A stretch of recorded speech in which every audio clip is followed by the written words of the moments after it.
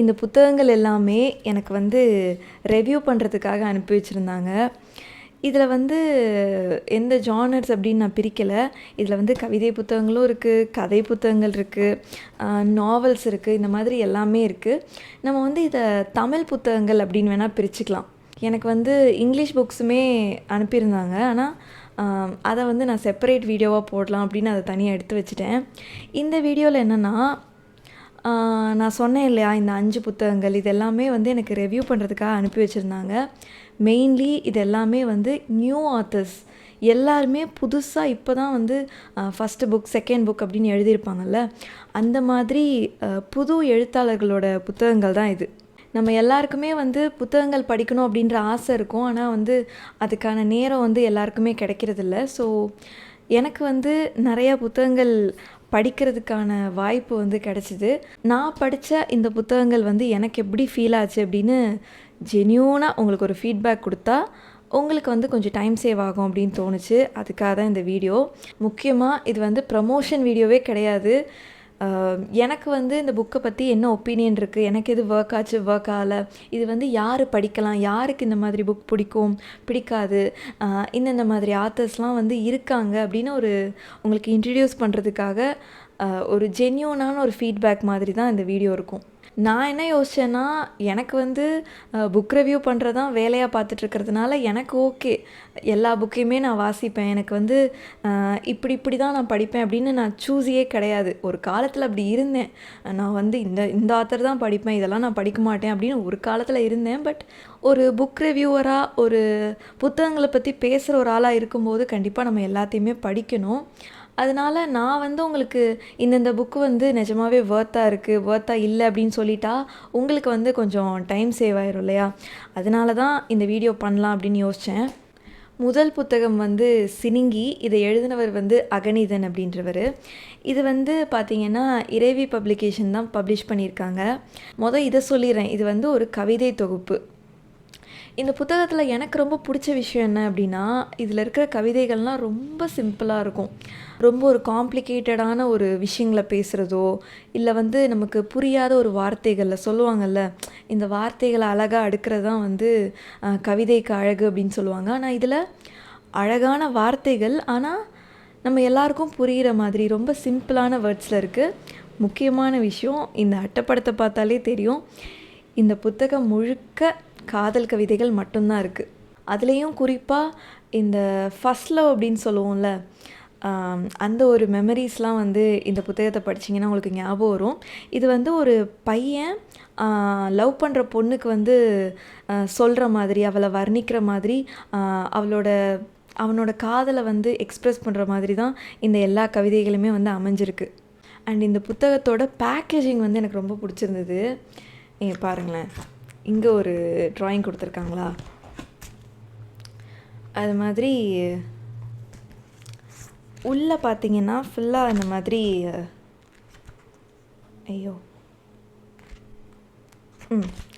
இந்த மாதிரி ஒரு அப்ஸ்ட்ராக்ட் ட்ராயிங், இந்த பேனால் கிறுக்கி வரைவாங்கள்ல, அது ரொம்ப எஸ்தெட்டிக்காக இருக்கும். ஸோ அந்த மாதிரி ட்ராயிங்ஸ், குட்டி குட்டி கவிதை அந்த மாதிரி இருக்குது. ஸோ பார்க்குறதுக்கு பயங்கர எஸ்தெட்டிக்காக இருக்குது. அண்டு இதில் ஒரு க்யூட்டான ஒரு புக் மார்க்கும் கொடுத்துருப்பாங்க, அந்த புக்கோட பேரை போட்டு.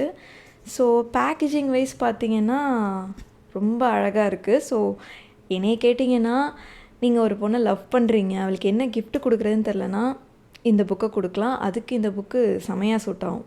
இந்த புக்கோட மைனஸ் அப்படின்னு சொல்லணுன்னா, எனக்கு வந்து பர்சனலாக இந்த மாதிரி காதல் கவிதைகள் மேலே பெருசாக ஒரு ஈடுபாடு கிடையாது. நான் வந்து பிரமிழ், அப்துல் ரகுமான் அந்த மாதிரி ரொம்ப அப்ஸ்ட்ராக்டான கவிதைகள் தான் எனக்கு பிடிக்கும். அதனால் எனக்கு இந்த கவிதை புத்தகம் அந்தளவுக்கு ஒரு இம்பேக்ட் கொடுக்கலன்னு தான் சொல்லுவேன்.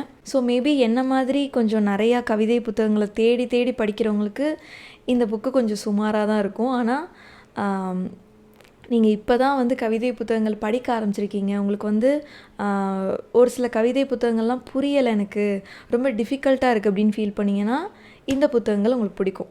ஸோ காதலிக்கிறவங்க, காதலில் இருக்கிறவங்க, உங்கள் காதலிக்கோ காதலனுக்கோ கிஃப்ட் பண்ணணும்னு நினைக்கிறவங்களுக்கு இது ஒரு நல்ல புக். இரண்டாவது புத்தகம் என்ன அப்படின்னா, ஒரு மனிதன் 2 கதை 60 கவிதைகள் அப்படின்ற புத்தகம். இதை வந்து ரா தஞ்சன் அப்படின்றவர் எழுதியிருக்காரு. இதுவுமே சேம் இறைவி வெளியீடு தான். இந்த புத்தகத்தில் வந்து எனக்கு யுனிக்காகப்பட்ட விஷயம் என்னென்னா, இதில் வந்து ஃபஸ்ட்டு ஒரு 30 கவிதைகள், அதுக்கப்புறம் ஒரு கதை, அதுக்கப்புறம் ஒரு 30 கவிதைகள், அதுக்கப்புறம் ஒரு கதை. இந்த மாதிரி கவிதை கதை கவிதை கதை அப்படின்னு இந்த கேக்கில் லேயரிங் பண்ணுற மாதிரி அழகாக அடுக்கியிருப்பாங்க. இது ஒரு நல்ல ஐடியா இல்லை? ஏன்னா நமக்கு வந்து கதை படிச்சுட்ருக்கிற ஒரு மனநிலையில் இருந்தோன்னா கவிதை படித்தா அது எப்படி இருக்கும்னு எனக்கு தெரில. கவிதையை படிச்சுட்டு திடீர்னு கதைக்கு போனால் அது எப்படி இருக்கும்னு எனக்கு தெரில. ஸோ இந்த புக்கை வந்து இவங்க கொடுத்துருக்குற இந்த ஆர்டர்லேயே படிச்சிங்கன்னா அது ஒரு புதுமையான அனுபவமாக இருக்கும். அண்ட் இந்த புக்கில் வந்து மொத்தம் 60 கவிதைகள் இருக்குது, 2 கதைகள் இருக்குது. கதையை பற்றி பார்த்தோன்னா ஹால்ஸ் முட்டாய் அப்படின்னு ஒரு கதை இருக்கும், பெற்றால் தான் பிள்ளையா அப்படின்னு ஒரு கதை இருக்கும். இதில் வந்து அந்த ஹால்ஸ் முட்டாய் கதை வந்து எனக்கு ரொம்ப க்யூட்டாக ஒரு மாதிரி நல்லா இருந்துச்சு. எனக்கு அந்த 2 கதையுமே ரொம்ப பிடிச்சிருந்தது.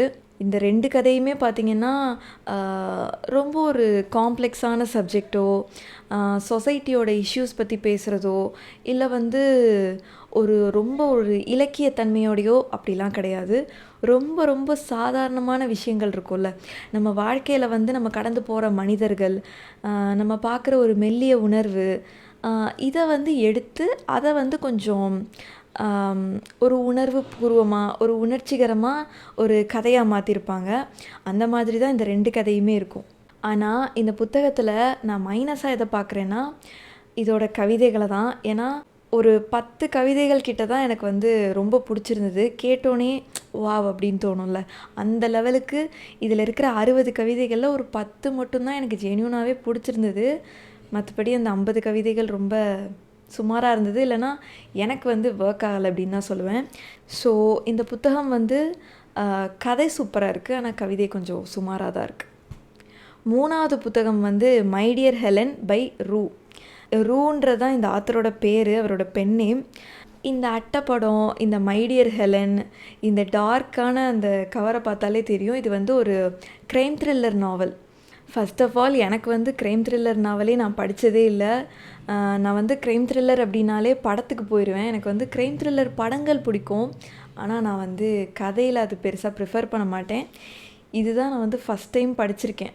இந்த புத்தகம் வந்து உங்களுக்கு இந்த மை டியர் ஹெலன் இந்த பேரை கேட்டோன்னே தெரியும், இந்த ஹெலன்றவங்கள யார் வந்து கொலை பண்ணா, அந்த க்ரைமை சுற்றி தான் இந்த கதை வந்து நகரும்.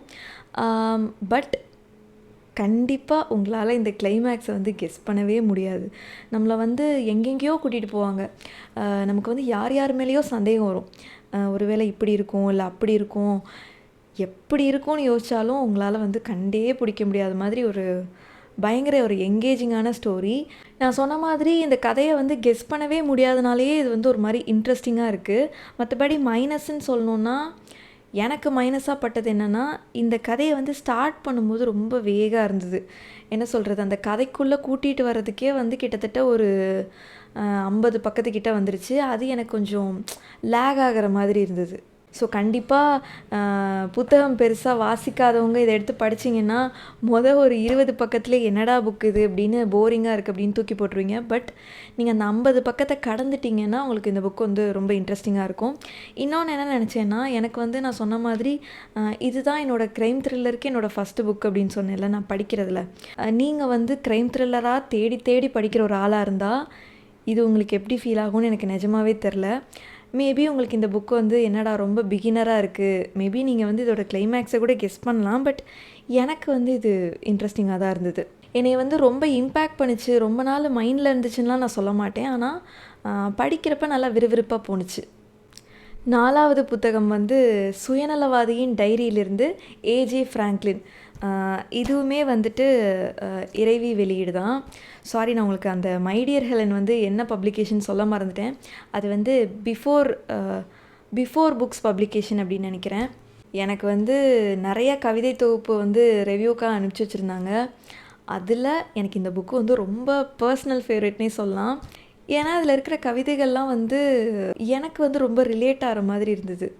இதுக்கு முன்னாடி நான் காட்டின அந்த சினிங்கியாக இருக்கட்டும், இல்லை வந்து அந்த ஒரு மனிதன் 2 கதை 60 கவிதைகளாக இருக்கட்டும், அது எல்லாமே வந்து காதல் கவிதைகள் தான், முழுக்க காதல் கவிதைகள் தான். ஆனால் இந்த புத்தகத்தில் உங்களால் காதல் கவிதைகளே பெருசாக கண்டுபிடிக்க முடியாது. அப்படியே அதில் காதல் கவிதை இருந்தாலும் அது வந்து வேற ஒரு ஆங்கிளில் இருக்கும்.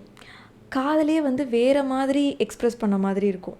அப்படி இந்த புத்தகத்தில் வந்து எதை பற்றி தான் பேசியிருக்காங்க அப்படின்னு கேட்டிங்கன்னா, மனிதனோட மனநிலை இருக்கும்ல, அதை பற்றி, கடவுள் நம்பிக்கை பற்றி, ஒருத்தன் வந்து ஒரு ஒரு எப்படி சொல்கிறது, ஒரு ரா அண்ட் ரியலிஸ்டிக்கான ஒரு மனுஷன் இந்த உலகத்தை வந்து எப்படி பார்க்குறான் அப்படின்னு அவனோட பெர்ஸ்பெக்டிவ்லேருந்து சொல்கிற மாதிரி இருக்கும். ஸோ இந்த எல்லா கவிதையுமே எனக்கு ரொம்ப பிடிச்சிருந்தது. இந்த புத்தகத்தில் வந்து எனக்கு எல்லா கவிதைகளுமே பிடிச்சிருந்தது. பட் இந்த ஒரு ஸ்பெசிஃபிக்கான கவிதை உங்களுக்கு நான் வாசித்து காட்டுறேன். ஸோ தட் உங்களுக்கு இந்த மொத்த புத்தகத்தோட கான்செப்ட் என்னென்னு அப்படின்னு புரியும். ரேண்டம் கவிதை 6. அது எதுவோ அதுவாகவே இருக்கத்தான் இங்கே இவ்வளவு போராட்டங்களும் அவமானங்களும் அவமதிப்புகளும் தீரா வலியும் இந்த அற்ப வாழ்க்கையும். அதாவது நம்ம வந்து லைஃப்னால் வந்து ஏதேதோ அப்படின்னு நினச்சிட்டு இருப்போம். ஆனால் எல்லாமே வந்து சிம்பிளான விஷயங்களில் தான் அடங்கியிருக்கும் அப்படின்றது அந்த கான்செப்ட் வந்து நான் ரொம்ப பிலீவ் பண்ணுவேன். ஸோ அந்த மாதிரி தான் இந்த கவிதை இருந்தது. ரொம்ப பெரிய பெரிய விஷயங்களை பேசாமல் லைஃப்பில் இருக்கிற அந்த சிம்பிளான விஷயங்கள், நம்ம கவனிக்காமல் கடந்து போன நிறைய விஷயங்கள் இருக்கும்ல, அந்த மாதிரி விஷயங்களை வந்து ஒரு கவிதை வடிவில் இந்த புத்தகத்தில் சொல்லியிருப்பாங்க. அண்ட் முக்கியமாக நான் இதை சொல்லணும்னு நினச்சிட்டு இருந்தேன். என்னை பொறுத்தவரை கவிதை புக் வந்து ஒன் டைம் ரீடு தான். ஒரு தடவை நான் ரீட் பண்ணிட்டேன்னா அதை அப்படியே வச்சுருவேன். அப்துல் ரஹ்மான் வந்து எனக்கு கவிதைகளில் வந்து ரொம்ப பிடிக்கும். அவரோட புக்கு தான் நான் திரும்ப திரும்ப திரும்ப திரும்ப ரீட் பண்ணிட்டுருப்பேன். நானே சலிச்சு போகிற வரை ரீட் பண்ணுவேன். ஆனால் சீரியஸாக சொல்கிறேன், இந்த கவிதை தொகுப்பு வந்து நான் இது வரைக்கும் 2 தடவை ரிப்பீட் பண்ணிட்டேன். எனக்கு இது அனுப்பி வச்சு ஒரு 2 மாதம் தான் இருக்கும். 2 மாதத்தில் நான் வந்து 2 தடவை ரீட் பண்ணிட்டேன். ஸோ இந்த புக்கில் ஒரு ரெப்புடேஷன் வேல்யூமே இருக்குது. இதோட மைனஸ்னு பார்த்தோன்னா, ஓப்பனாக சொல்லப்போனால் இதில் எனக்கு என் கண்ணுக்கு மைனஸாக எதுவுமே படலை. மேபி இதை ஒரு காமனான ஒரு ரீடர் படித்தாங்கன்னா, என்னடா இதில் காதல் கவிதையே இல்லை அப்படின்னு தோணலாம். அந்த மாதிரி காதல் கவிதை, ஒரு பொதுவாக கவிதைகள்னாலே ஒரு பொண்ணை வர்ணிக்கிறது அந்த மாதிரி எதிர்பார்ப்பாங்கள்ல, இந்த புக்கு வந்து அவங்களுக்கு கண்டிப்பாக செட் ஆகாது. ஸோ நீங்கள் நான் சொன்ன இந்த பெர்ஸ்பெக்டிவ், இந்த மாதிரி கவிதைகள் உங்களுக்கு பிடிக்கும்னா மட்டும் நீங்கள் இந்த புக்கை செலக்ட் பண்ணுங்கள். இதுதான் நான் வச்சுருந்ததுலேயே லாஸ்ட் புக்கு, திருப்பால் பை பாக்கியம் சங்கர். இந்த புத்தகத்தை வந்து நான் கடைசியாக வச்சதுக்கு ஒரு காரணம் இருக்குது. ஏன்னா இந்த புத்தகத்தை பற்றி பேச சொன்னால் நான் வந்து நாள் ஃபுல்லாக பேசிகிட்ருப்பேன். ஏன்னா அவ்வளோ ஒரு கண்டென்ட் இதில் இருக்குது. இந்த புத்தகத்தில் எனக்கு பிடிச்ச விஷயம் வந்து நிறையா இருக்குது. அதில் முக்கியமான விஷயம் என்னென்னா, நீங்கள் பார்த்தீங்கன்னா உங்களுக்கே தெரியும், இதோட லாஸ்ட் பேஜை பாருங்கள், 47 பக்கம்தான் இருக்குது. ஸோ நீங்கள் பிகினராக இருந்தீங்கன்னா இந்த புக்கு வந்து நான் கண்டிப்பாக உங்களுக்கு சஜஸ்ட் பண்ணுவேன். இந்த புத்தகத்தோட கதை என்னென்னா, மார்ச்சுவரியில் பணத்தை அறுக்கிற வேலை பார்க்குற ஒரு மனுஷனோட வாழ்க்கை எப்படி இருக்குது, அவரை வந்து எல்லோரும் எப்படி வந்து ட்ரீட் பண்ணுறாங்க, இதுதான் வந்து மெயினான கதை. ஆனால் அது மட்டும் இல்லை, அதை தாண்டி நம்ம ஊரில் வந்து இந்த கவர்மெண்ட் ஹாஸ்பிட்டல்லாம் வந்து எப்படி செயல்படுது, அவங்க வந்து ஒருத்தரையும் எப்படி ட்ரீட் பண்ணுறாங்க. நான் சொன்ன இந்த மார்ச்சுரியில் அந்த பணத்தை இருக்கிற வேலை செய்கிறார்ல, அவர் வந்து ஒரு சமூகத்தை சேர்ந்த ஒருத்தர். நம்ம ஊரோட நிலைமை எப்படி இருக்குன்னா, நம்ம வந்து பார்க்கும்போது நினச்சிட்ருக்கோம் எல்லோரும் வந்து முன்னேறி வந்துட்டோம், இப்போ வந்து அப்படிலாம் கிடையாது, இந்த தீண்டாமையோ இந்த சமூகத்தை சேர்ந்தவங்க தான் இதெல்லாம் பண்ணணும் அப்படிலாம் கிடையாதே, நம்ம தமிழ்நாடு வந்து முன்னேறிடுச்சே அப்படின்னு நானே நினச்சிருக்கேன். அந்த மாதிரி தான் நம்ம நிறையா பேர் நினச்சிட்ருக்கோம். ஆனால் அப்படி கிடையாது. இந்த புத்தகத்தில் என்ன சொல்லியிருப்பாங்கன்னா, இந்த திருப்பால் அப்படின்றவர் வந்து இந்த பணத்தை இருக்கிற வேலை பார்க்குற ஒருத்தராக இருப்பார். அவர் வந்து ஒரு குறிப்பிட்ட சமூகத்தை சேர்ந்த ஒருத்தர். இந்த வேலைக்கு வந்து இவர் போயிட்டா அதுக்கப்புறம் இவரோட பையன், அதுக்கப்புறம் அவரோட பையன், இப்படி தான் வந்து இதுக்கு முன்னாடி இப்படி தான் நடந்திருக்கு, இதுக்கப்புறமும் இப்படி தான் நடக்கும் அப்படின்ற அந்த ஒரு ஹார்ஷான ரியாலிட்டியை வந்து இந்த கதையில் சொல்லியிருப்பாங்க. இதோட இந்த கதை முடிஞ்சிருச்சான்னா அதுவும் கிடையாது. இன்னும் நிறைய விஷயங்களை பேசியிருக்காங்க. இந்த ரேப் கேசஸில் வந்து 5 வயசு குழந்தைங்களெல்லாம் ரேப் பண்ணி தூக்கி போட்டுட்ருப்பாங்கள்ல, அதுவும் யாருன்னு பார்த்தா சொந்தக்கார மாமா, சித்தப்பா, தாத்தா, பக்கத்து வீடு அந்த மாதிரி இருக்கும். அந்த மாதிரி கேசஸ் நடக்கும்போது அவங்க வந்து அந்த கவர்மெண்ட் ஹாஸ்பிட்டலில் எவ்வளோ நேரம் அவங்கள வெயிட் பண்ண வைக்கிறாங்க, அவங்கள்ட்ட எவ்வளோ காசு கேட்குறாங்க, அந்த ப்ராசஸையே எப்படி ஸ்லோவாக்கி அந்த அம்மா அப்பாவை வந்து எந்த அளவுக்கு தவிக்க வைக்கிறாங்க அப்படின்றதையும் இந்த கதையில் சொல்லியிருப்பாங்க. இதை ஏன் நான் வந்து பிகினர் ஃப்ரெண்ட்லியான ஒரு கதை அப்படின்னு சொல்கிறேன்னா, இதோட ஸ்லாங் பார்த்திங்கன்னா ஒரு நார்த் மெட்ராஸ் ஸ்லாங்கில் இருக்கும். நம்ம எல்லோரும் பொதுவாக என்ன லாங்குவேஜில் பேசுவோமோ அந்த மாதிரி ஈஸியாக எல்லாராலையும் புரிஞ்சிக்க முடிகிற ஒரு லாங்குவேஜில் தான் இதோட நரேஷன் இருக்கும். அண்ட் இந்த கதையோட சப்ஜெக்ட்டு, இந்த கதையில் என்னென்ன பேசியிருக்காங்க அப்படின்றது நம்ம எல்லாராலையுமே ரிலேட் பண்ணிக்க முடிகிற, நம்ம எல்லாராலையுமே புரிஞ்சிக்க முடிகிற ஒரு விஷயம். அதனால் இது பிகினர் ஃப்ரெண்ட்லி அப்படின்றத தாண்டி நம்ம எல்லாருமே கண்டிப்பாக படிக்கணும், ஒரு மஸ்ட் ரீட் அப்படின்னு தான் நான் சொல்லுவேன்.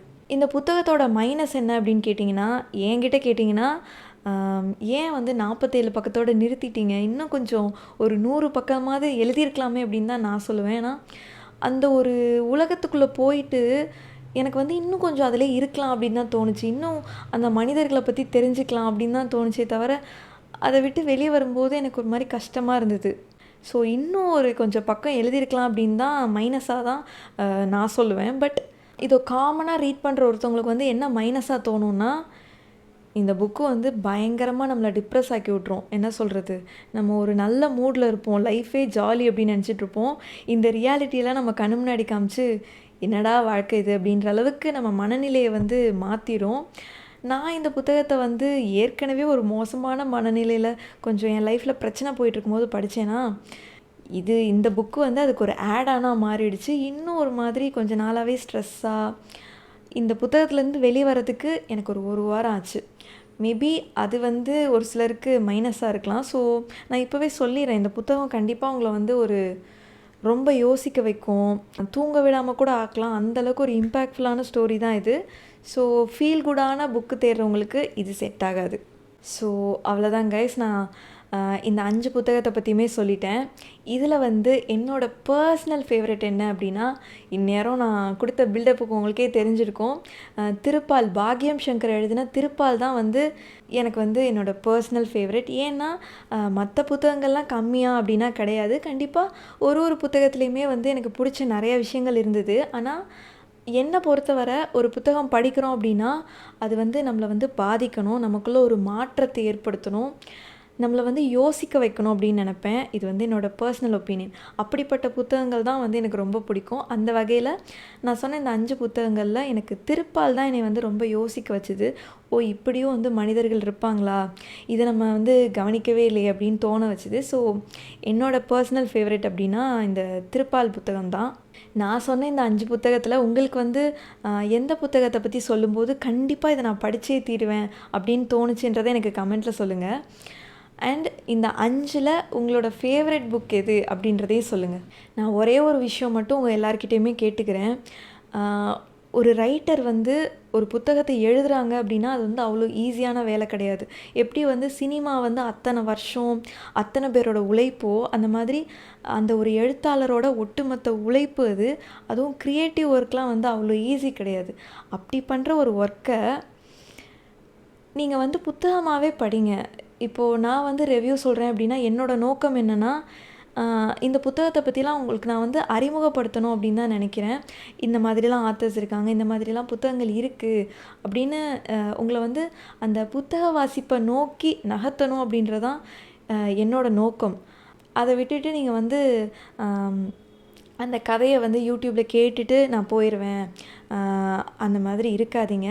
இது என்னோடய ஒரு ரெக்வெஸ்ட். ஓகே, கண்டிப்பாக இந்த வீடியோ உங்களுக்கு யூஸ்ஃபுல்லாக இருந்திருக்கும் அப்படின்னு நம்புகிறேன். ஸோ நம்ம அடுத்தடுத்த வீடியோவில் இன்னும் நிறைய புத்தகங்களை பற்றி பேசலாம்.